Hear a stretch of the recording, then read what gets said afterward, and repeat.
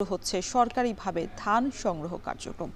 এ নিয়ে আরো বিস্তারিত জানাতে বগুড়া সদরের খাদ্য গুদাম এলাকা থেকে যুক্ত হয়েছেন মাজিদুর রহমান। মাজেদ, ধান সংগ্রহের কার্যক্রম কেমন দেখছেন? এবারে লক্ষ্যমাত্রা কেমন নির্ধারণ করা হয়েছে প্রশাসনের পক্ষ থেকে, জানাবেন।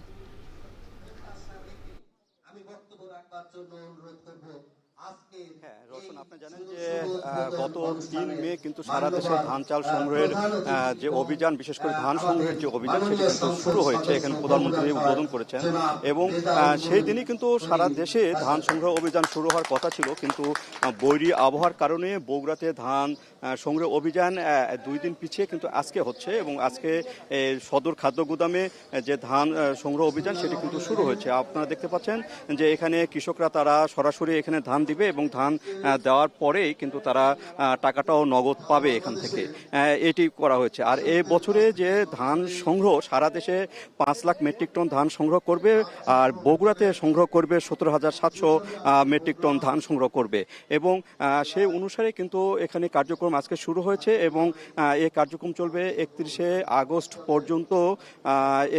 এই কার্যক্রম কিন্তু চালু থাকবে। আর এই যে ধান চাল সংগ্রহ, আর এখানে যে চালটি সংগ্রহ হবে সেটি হলো 72,000 মেট্রিক টন চাল সংগ্রহ হবে। আর সারা দেশে কিন্তু 12 লাখ মেট্রিক টন চাল সংগ্রহ নির্ধারণ করেছে। আর কৃষকরা যেটি বলছেন সেটি হলো, যদি সরকার ঠিক মতন ধান সংগ্রহ করে তবে তারা যে দামটি যেটি রয়েছে ন্যায্য মূল্য, সেই ন্যায্য মূল্য প্রাপ্তিটা তাদের কাছে সহজ হয়ে যাবে। আর এখানে এবার সরকার 36 টাকা কেজি ধরে ধান সংগ্রহ করবে, অর্থাৎ মন হলো 1440 টাকা মন ধরে কিন্তু ধান সংগ্রহ করবে। যেখানে বাজারে এখন যাচ্ছে ধানের যে দাম রয়েছে সেটা হলো 1000 থেকে 1100 টাকায় প্রতি মন ধান বিক্রি হচ্ছে, কিন্তু সরকারিভাবে 1440 টাকা কিন্তু ধান এখানে তারা কিনছেন।